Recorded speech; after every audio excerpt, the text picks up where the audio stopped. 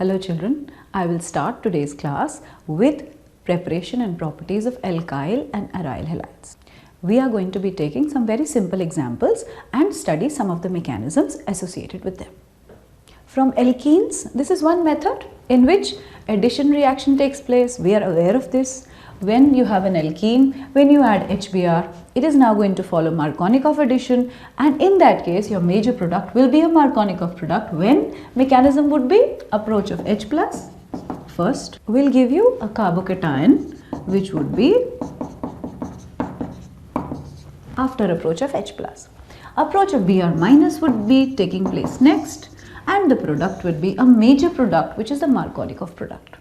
However, keeping in mind that a carbocation can rearrange itself, you have to always be cautious. What is this R group?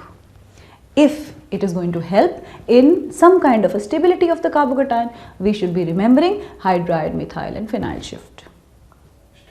Alkyl halides को बनाने का दूसरा तरीका हो सकता है अल्कोहल से. तो अगर अल्कोहल से बनाना हो तो हमारे पास क्या करना पड़ेगा, एक कोई भी ऐसा ग्रुप यूज़ करें जो कि OH को एक बेटर लीविंग ग्रुप बनाए तो सब्स्टिट्यूशन हो जाएगी. पहले केस को अगर समझें तो ये HBr रिएक्शन कर रहा है बट KBr नहीं कर रहा. तो what do you think is the role of HBr? HBr is making OH a better leaving group by first protonating it. So if I were to really understand the mechanism, first approach is H plus, which would give you a better leaving group which is now water. The moment this will go, approach of Br minus now would be, depending on what is the R group, will now lead to substitution and my product will be RBr. So what are you doing in all these reactions, which is SOCl2, PCl5?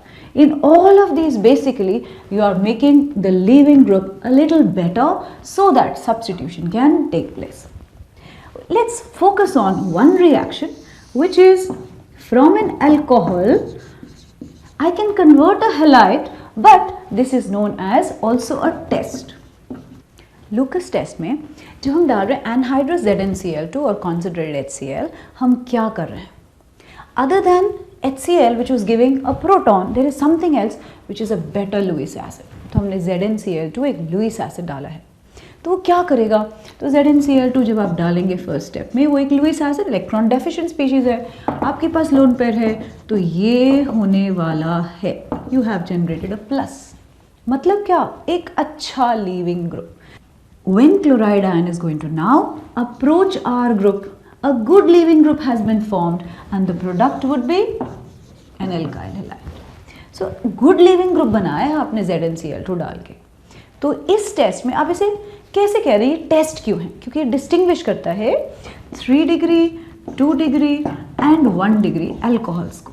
Now let's see why do you think it's going to help distinguish. हमें पता है order of carbocation stability क्या है, 3 degree, more than 2 degree, more than 1 degree. तो इसका मतलब जैसे ही 3 degree carbocation बनेगा, फर्स्ट स्टेप में वो क्या होगा? It be fastest. और जैसे ही हैलाइड उसके ऊपर अप्रोच करेगा, मुझे क्या दिखने वाला है? एक टर्बिडिटी दिखने वाली है. तो उस टर्बिडिटी के कारण हम क्या कह रहे हैं? आप उसे इमीडिएटली डिटेक्ट करोगे. जब इमीडिएट टर्बिडिटी मिले तो वो 3 डिग्री होगा. जब 5 मिनट्स के बाद आए, रेट ऑफ द रिएक्शन क्यों स्लो हो गया? 2 degree carbocation is going to be definitely difficult to form, less stable. और 1 डिग्री मुझे टर्बिडिटी नहीं दिखेगी अगर अल्कोहल हो, क्योंकि 1 डिग्री का कार्बोकेटाइन रूम टेम्परेचर पे नहीं बनना चाहता. Based on this, the test has been formulated, which you have read in your NCERT as well. But I have given you the reason why there is a difference in the reactivity of the three. When I start with a 3 degree alcohol, in the presence of ZnCl2 anhydrous and HCl, like I was saying, what will be formed? First approach of ZnCl2, I will have a better leaving group generated, which is this will go away and my product will be this, but through which intermediate? A carbocation intermediate. Do you realize that? What kind of a carbocation is this? This is a 3 degree carbocation.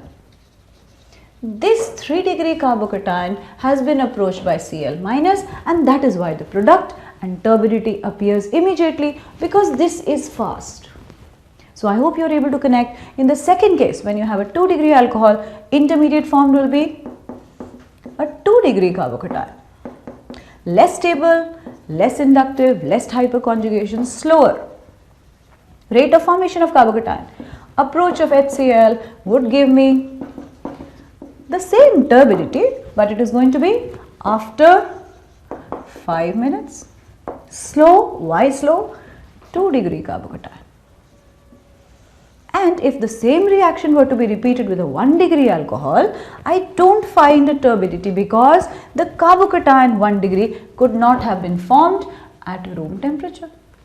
That is why the basic chemistry of a Lucas test is going to be formation of a halide, but the halide presence is being detected by the turbidity 3 degree fastest, 2 degree slower after 5 minutes and 1 degree not at all at room temperature. तो halide prepare भी हुआ, alcohol से हुआ, तो हमने leaving group की tendency को समझाया इसमें. एक और रिएक्शन लेते हैं. Method number 3. हम फ्री रेडिकल मैकेनिज्म काफ़ी डिटेल में पढ़ चुके हैं. एल्कीन्स में भी मैंने पढ़ाया और एल्केन्स में भी पढ़ा, बट उसी को हम क्या कहें, यूज़ कर लें प्रिपरेशन ऑफ हैलाइड्स के लिए. फिर थोड़ा स्पेसिफिक बता रही हूँ कि अगर एल्केन मीथेन, आपको ऑलरेडी स्टेप्स पता हैं, chain initiation, propagation, termination, you know, I am not going into the detail, but you know because it's a free radical lot of mixture products will be formed. दूसरा देखें, allylic substitution. When you say you have a double, single and an alkyl group, when you are going to add NBS और bromine light, it is free radical. Allylic कौन सी position है, यहाँ पे जो CH2 के बाद ये H है, ये एलाइलिक है, because the moment this H goes, what do I get? A free radical. Now let's generate the free radical. Suppose I were to draw a free radical which would be the allylic one. कैसे हुआ होगा, chain initiate की होगी Br2 Br dot बन के. जब वो collide करेगा तो आपके पास अब कहोगे दो ऑप्शन थे कि it could have attached here, it could have come here. Now this will depend on what is the concentration of bromine. So in NBS controlled condition, I have limited amount of bromine, it undergoes substitution. This is a good free radical. Due to what? I am looking for the condition double, single dot, there is resonance. Allylic free radical बनना चाहेगा, जैसे ही बनेगा chain termination में Br dot का attack, तो allylic substitution condition NBS bromine limited amount can be done in the presence of light. अगर हम कह देते इसमें ब्रोमीन इन CCl4, तो हम कहते हैं यहाँ पे electrophilic. No no, I am not talking of that, I am talking of light and substitution. Which type? Allylic. Reason, the dot at allylic position, that is a free radical, is stabilized. ऐसा ही देखो, this is now going to be called benzylic substitution. benzylic कौन सा position है, CH2, ये वाला जो carbon के ऊपर H है ये benzylic है. एक जाने से यहाँ पे क्या आएगा, डबल, सिंगल डॉट, बहुत सारी stabilization, condition for resonance. So in one of the steps, which is again free radical, NBS would have generated the benzylic free radical, Br dot would collide with it, and hence one of the CH could be lost, which is at benzylic position. If excess of bromine is there, it would go to again the same position, 1, 2, 3. So I could get a 1-bromo, I could get a dibromo, or I could get a tribromo substituted, but only at the benzylic position.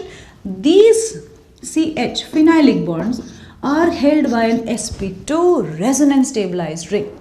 Hence, these require much higher bond dissociation energy and will not be substituted easily. तो ये कौन सा एक type हमने पढ़ा, free radical से भी हम एल्काइल हैलाइड्स बना सकते हैं. कुछ मैंने साइड चेन सब्स्टिट्यूशन भी बताए. एराइल हैलाइड्स बनाने के तरीके जब हम बात करें, सब्स्टिट्यूशन इलेक्ट्रोफिलिक, बेंजीन के ऊपर हम ऑलरेडी पढ़ चुके डिटेल में with mechanism. Just reminding you that from benzene I can prepare chlorobromoiodobenzene by using a Lewis acid, AlCl3. Let's quickly just remind ourselves, AlCl3 plus Cl2 will give you AlCl4 minus and Cl plus. I'm generating in all the three an electrophile. Benzene has a cloud, electrophile will attack, and all the steps which I have in detail talked about in the module for benzene. The products will be chlorobromo and iodo, which we know already. Another very interesting method to prepare aryl halides is by using benzene diazonium chloride.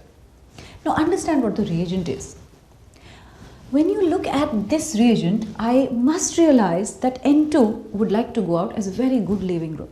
The difficulty which was arising when benzene had to be approached by a plus in the previous reaction, you had to generate Cl plus, because we were talking of substitution electrophilic, is so much easier here, because what is happening is the moment N2 goes out, it generates a carbocation, and which one is that? Phenyl. So let's see what is happening. Actually, when BDC is wanting to give out nitrogen, it generates a phenyl plus. So in all the three reactions, what has now approached is going to be an approach of an X minus. So that is why this is aromatic but nucleophilic substitution. That is very interesting. So you have generated on benzene such a good leaving group that it gives you a very unstable carbocation, which is going to be approached by Cl minus, Br minus, I minus, and that is why these reactions to get chlorobromoiodo by the first technique using copper, chloride and HCl, Sandmeyer reaction first two. The last one is an interesting one, because I was not able to prepare fluorobenzene by the method, because I was not able to prepare fluorine by substitution electrophilic. Think why? How do I prepare F plus? It is the most electronegative element. तो fluorination करनी है, benzene के ऊपर F लाना है, तो कैसे लाएं? एक बहुत अच्छा तरीका, ग्रुप निकाल दो, N2 बना दो और अब Na प्लस BF4 माइनस का अटैक, इंटरमीडिएट बना BF3, अच्छा लुइस एसिड, तो यहाँ पे N2 निकला, एक और BF3 निकला, and what am I left with? F minus, which must have attacked, and my product hence is fluorobenzene. तो अब आपने सारे एराइल हैलाइड्स बीडीसी को यूज करके भी इस रिएक्शन में बना लिए. इंटरेस्टिंगली आपने अप्रोच अब क्या कराया है? Halide minus. That is why very very interesting. Reactions of alkyl and aryl halides are extremely important because a whole lot of compounds can be prepared from them, and these are going to result in different functional groups. The first one, which we are going to read in a lot of detail, is substitution, but that is the next module which will follow this. So I'll be talking about SN1, SN2, the mechanism. But I'm understanding that with aqueous KOH, a substitution has taken place. OH minus has substituted X, which has gone out as a leaving group, so I can prepare an alcohol by this process. The second would be, I have a halide. By alcoholic KOH, which is a stronger base, I can bring about elimination. Again, in the next module, you'll be reading a lot about elimination mechanism, E1 and E2. So I'm talking of preparation of alkenes from alkyl halides, which is a separate module altogether, elimination, which follows this one. Lastly, today's class I want to emphasize on another substitution reaction, which is Williamson ether, where I can use an alkyl halide and get a product. But if I want to generate a specific ether, I have to be a little cautious of the limitations. So I'll be talking about this reaction in a little bit of detail. Alkyl halide से हम ether बना सकते हैं. Reaction का नाम है Williamson ether synthesis. But ये बहुत ज़्यादा सिलेक्टिव रिएक्शन है. जब आप कहते हो आपने एक 1 डिग्री एल्काइल हैलाइड लिया, बीच में आप एक एल्कोक्साइड डालोगे, तो हम ये सोच रहे हैं कि एक अच्छा न्यूक्लियोफाइल है, सब्स्टिट्यूशन होगी क्योंकि एक अच्छा लीविंग ग्रुप है, तो मेरा प्रोडक्ट क्या हुआ? CH3OC2H5, which is a substitution. Problem आती है जब हमारे पास एल्काइल हैलाइड थोड़ा सा बड़ा हो. For example, suppose I take tertiary butyl chloride. तो मैं क्या सोच रही हूँ? मैंने डाला बीच में C2H5ONa. I should expect to get what?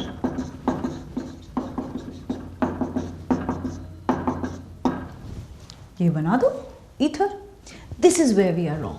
This is when I have to understand that a 1 degree halide will undergo this substitution very easily, but the moment you have a 3 degree crowded halide, first it is difficult to approach, but more importantly something else is going to happen, and that is, because this is also a good base, I can have elimination. If elimination occurs, what do I get? I don't get this at all. But my answer now becomes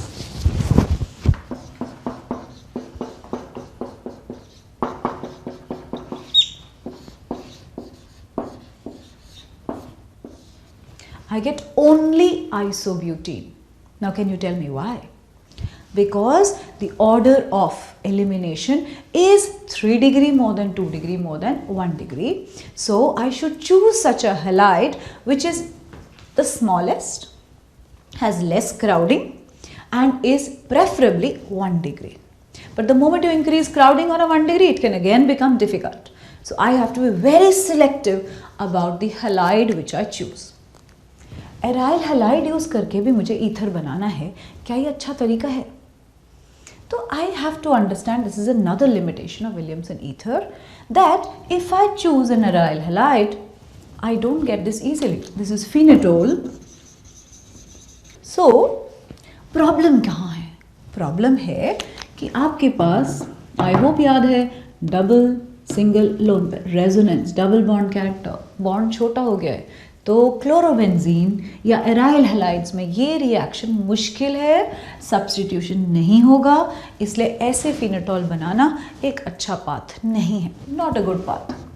मुझे बताओ कैसे बनाया जाए फिर. But अगर मुझे ये reaction करना है तो I am going to use Dow's process first.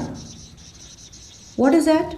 I am going to use NaOH, 623 Kelvin, 300 atmosphere, and convert this first to phenoxide ion. Again drastic condition, same reason. And after that, what should I react it with? I now have the alkoxide, which means I have C6H5O minus Na phenoxide ion. What do I react it with? It has to now be C2H5Cl. I have a nucleophile.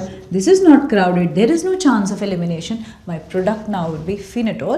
Better by path second than by path 1. एक एम्बिवेलेंट nucleophile वो होता है जिसके ऊपर 2 sides of attachment हो, और वो nucleophile है मतलब एक लोन पेयर वो 2 तरह से या 2 एंड से कंट्रीब्यूट टुवर्ड्स एन इलेक्ट्रोफाइल करता है. एग्जाम्पल देखते हैं CN को. CN एक एम्बिवेलेंट न्यूक्लियोफाइल कैसे है? क्योंकि आपके पास एक कार्बन के ऊपर नेगेटिव चार्ज से अप्रोच कर सकता है. तो अगर RX का अप्रोच इस तरफ से हो तो मेरा प्रोडक्ट क्या होना चाहिए? Obviously RCN. But it also has a lone pair. अगर लोन पेयर अटैक करे from this and, then what do I think will happen? My product in this case would end up as RNC, which means an isocyanide. तो कब क्या बनेगा? Observed ये है कि जब मैं सोडियम या पोटेशियम सॉल्ट्स लेती हूँ तो मुझे साइनाइड मिलता है. बट अगर हम सिल्वर सॉल्ट्स लेते हैं तो आपका प्रोडक्ट जो है वो आइसोसाइनाइड मेजर प्रोडक्ट, ऐसा नहीं है दूसरा नहीं बनता, but major product cyanide and isocyanide respectively है. What do you think is the reason for this? It is best explained that in case of NaCN, this ion is free. So I have carbon with a negative. Carbon with a negative is a very good nucleophile. तो approach होगा, substitution हो जाएगी. But in this case, what do I know about silver salts? Because I remember that silver is going to be in the D block. It is going to be a pseudo-noble gas cation, meaning there is a lot of covalent character in AgCl.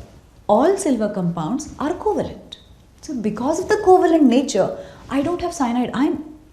So where does it now approach as a nucleophile? It is forced to start with the nitrogen end. And in that case, my product hence major is an isonitride. Likewise in the case of another ambivalent nucleophile, which is NO2 minus. In this case, being ionic, I have NO2 minus. Considering its structure, I have a negative charge which can approach Rx. The product will be from oxygen end, hence a nitrite product, alkyl nitrite. But in the second case, due to covalent nature, it is going to be, what is going to approach here?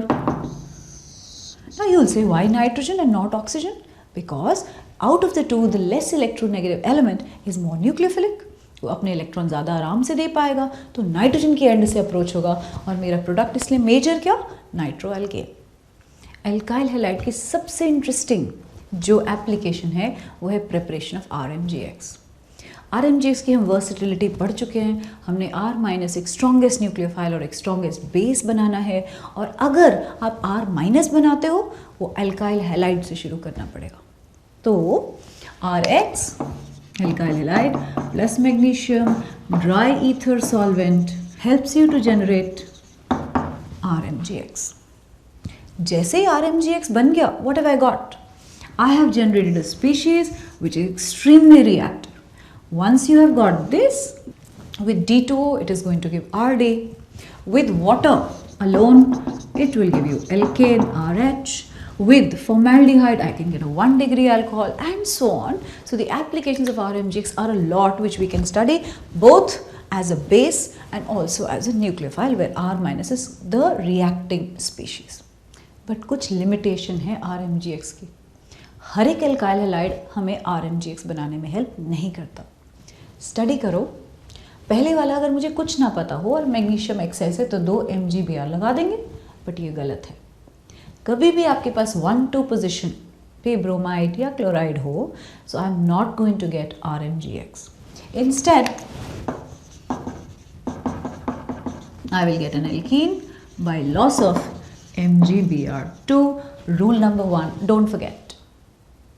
If I have a 1,3 dibromide, फिर magnesium डाल रहे हैं तो क्या होना चाहिए? 2 लगा दो MgBr, if that is all I think about in the reaction. But no, my answer in this case would be again formation of MgBr2 and a very unstable alkane, cyclopropane. तो कभी भी 1-2, 1-3 पोजिशन में ध्यान रखें, RMGX नहीं बनेगा. Lastly, interestingly, this is part of an IIT question, but I must understand if I am given one equivalent of magnesium and I have 2 different halides. अब पूछा जा रहा है कौन सा MBr या MCl बनेगा. प्लीज नोट करें, आपका आंसर होगा Cl वैसे ही MgBr बनेगा. Can you tell me why? The reason is that the bond dissociation energy of a CBr bond is going to be less, and magnesium will be better substituted here than here if I have only one equivalent. But if I have 2, what do you think will happen? My product will again be a 1-3 position, so I'll end up with a bicyclo molecule. So 3 more limitations. Preparation of RMGX, important for competitor. I hope the application of this part of the chapter is clear to you. The remaining portion, which is going to be some reactions of aryl halides, will follow in the next lecture. Please follow this well, do the module, practice the questions. God bless you. आज की class में हम substitution reactions benzene के ऊपर पढ़ेंगे. मैंने एक तरह की सब्स्टिट्यूशन बेंजीन पे पढ़ाई थी जब प्लस अटैक करे, उसका नाम था इलेक्ट्रोफिलिक. आज हम करेंगे कि अगर बेंजीन पर कोई ग्रुप लगा है और अब हम चाहें कि एक न्यूक्लियोफाइल उसे सब्स्टिट्यूट करे, तो वो रिएक्शन कैसे ज़्यादा फायदे में आएगा कुछ अगर और ग्रुप लगे हों तो एग्जाम्पल लेते हैं. क्लोरोबेंजीन से फिनॉल कैसे बनाते हैं. तो क्लोरोबेंजीन मुझे पता है सब्स्टिट्यूशन नहीं दिखाना चाहिए क्योंकि इसमें एक कंडीशन है. कौन सी कंडीशन दिख रही है? हमें दिख रहा है एक कंडीशन, वो है double bond character due to resonance. तो एक प्रॉब्लम है DBC. दूसरा sp2 हाइब्रिडाइज है, बॉन्ड छोटा है. और तीसरा मुझे एक और प्रॉब्लम पता है इसमें, वो है कि इसका -I इधर लेके जा रहा है जिसके कारण ये हल्का सा delta minus, but resonance chlorine को प्लस कर रहा है तो लेस पोलर. ये 3 पॉइंट्स पहले डिस्कस किए. रीज़न कि ये सब्स्टिट्यूशन इसे नहीं दिखाना चाहिए, मुश्किल होगा, बट एक तरीके से किया जाता है. अगर NaOH डालूं एक्वस 623 केल्विन 300 ATM पे, कंडीशन देखो कितना मुश्किल, ड्रास्टिक, लैब में नहीं कर सकते. 300 एटमॉस्फेयर प्रेशर डालो और उसका टेम्परेचर बढ़ाओ. तो मैं क्या कर रही हूँ, ये रेजोनेंस को तोड़ने की कोशिश है, ये स्टेबिलिटी को कम करने की कोशिश है. इस प्रोसेस का नाम था Dow's process. Drastic conditions. Reason drastic का 3 तुम्हें याद होने चाहिए. तो अगर ऐसा करूं, इतनी मुश्किल तरीके से काम होगा, तब क्या बनेगा? सब्स्टिट्यूशन होगी ONAQ, फिनॉल हल्का सा एसिडिक है तो इसलिए ONA बनेगा. बट जब मैं H+ इसमें डालूंगी तो ये फिनॉल बनाने का तरीका हम CBSE के लिए लिखते हैं, हम जानते हैं। तो ये ड्रास्टिक कंडीशन, इन 3 प्रॉब्लम्स को ओवरकम करने के लिए आपको लगाने पड़े डाउस प्रोसेस में। बट अगर मुझे Cl हटा के OH या कोई और स्पीशीज लगानी है तो एक चीज़ बहुत हेल्प करती है, वो है if I have electron withdrawing groups at ortho and para position. देखो जरा कैसे, chlorobenzene with 1 nitro at ortho position. If I replace the same process with NaOH, the condition becomes less drastic. तो मुझे कम temperature पे, कम pressure पे ये problem थोड़ा हद तक सॉल्व हो गई। तो 443 केल्विन पे ये ONA बन सकता है और ये नाइट्रो लगा होगा। आपने Cl- को निकाला, थोड़ा और नाइट्रो लगा देते हैं, एक Cl लगाए, 2 नाइट्रो लगाएं तो और आसान हो गया। एक्वस NaOH, टेम्परेचर और कम 383 केल्विन, और ये रिएक्शन आसान हो गया। ONA NO2 NO2 plus Cl-, substitution किसका, न्यूक्लियोफाइल। Cl अप्रोच कर रहा है, एक ग्रुप बाहर जा रहा है। और अगर मैं 3 नाइट्रो लगा दूं तो पिक्रिक एसिड मेरा सिर्फ वार्म वाटर डाल के बन सकता है।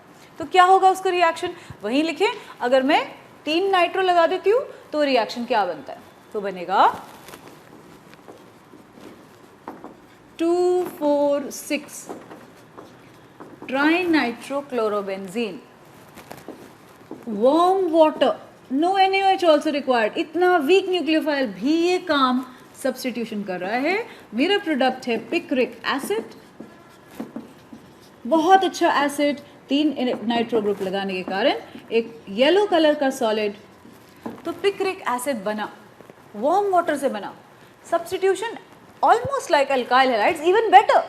तो अब क्या किया ये नाइट्रो ने या कोई और इलेक्ट्रॉन विथड्रॉइंग ग्रुप ने, ऑर्थो और पैरा लगाने से ये डिफरेंस क्यों आया, इसका नाम एरोमेटिक न्यूक्लियोफिलिक सब्स्टिट्यूशन। बेंजीन होने पे, ये ग्रुप लगने पे कुछ फैक्टर हुआ है। तो क्या हम समझें वो 3 प्रॉब्लम्स जो आ रही थी क्लोरोबेंजीन में, कौन सी 3?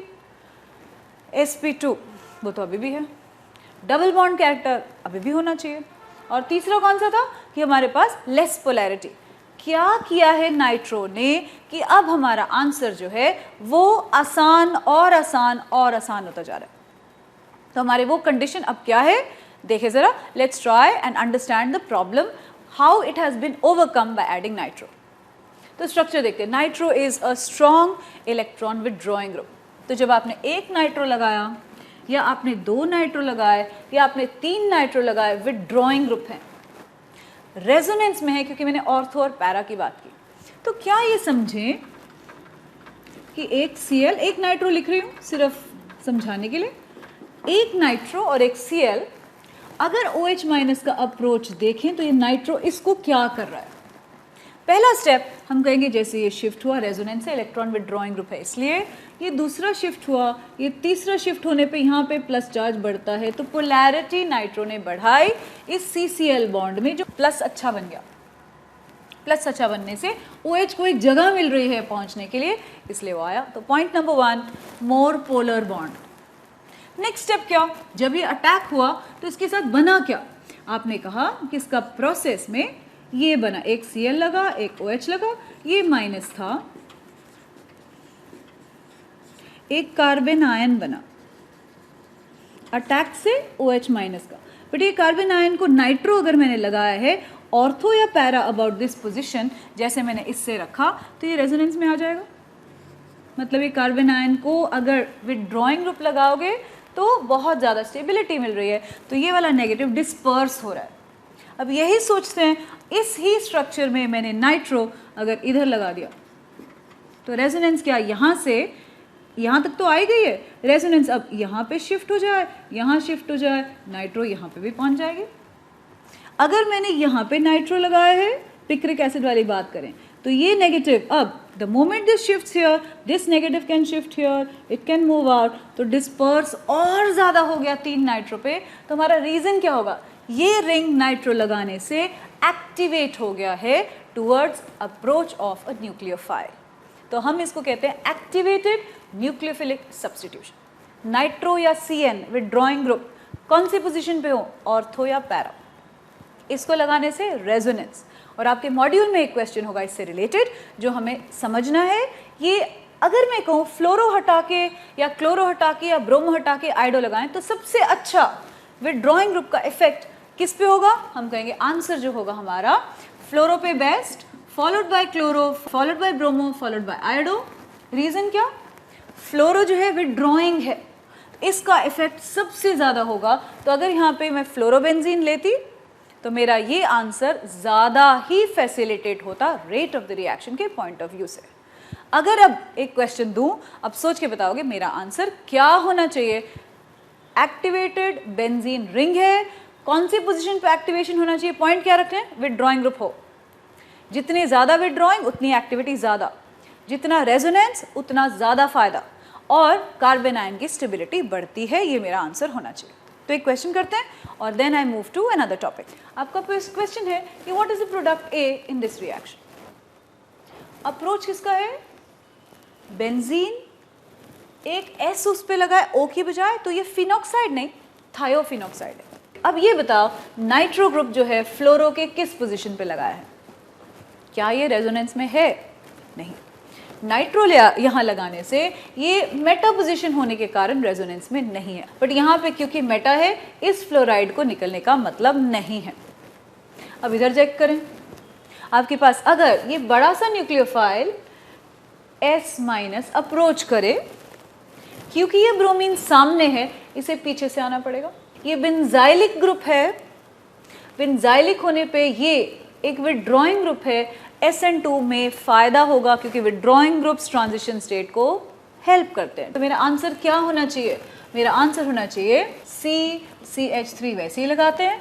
ये पीछे से आ रहा है S फिनाइल ग्रुप, इसको कोई इफेक्ट क्यों नहीं हुआ, क्योंकि नाइट्रो इसको मेटा पोजीशन पे एक्टिवेट नहीं कर रहा था। ये attack of a nucleophile at a benzylic position without affecting the fluoro which is at meta position of nitro is the IIT question. If you have understood both the concepts, आपका answer ये है, तो हमें समझ आ गया। ये एक question हमेशा ध्यान रखना है based on activated benzene nucleus पे कौन सा ग्रुप निकलेगा, ऑर्थो पैरा और fluoride better than chloride better than bromide, दो कॉन्सेप्ट दिमाग में। चलो अब हमारा ये टॉपिक और इसकी एप्लीकेशन आप मॉड्यूल से करोगे, सारे सब्स्टिट्यूशन रिएक्शंस मैंने उसमें करवा दिए।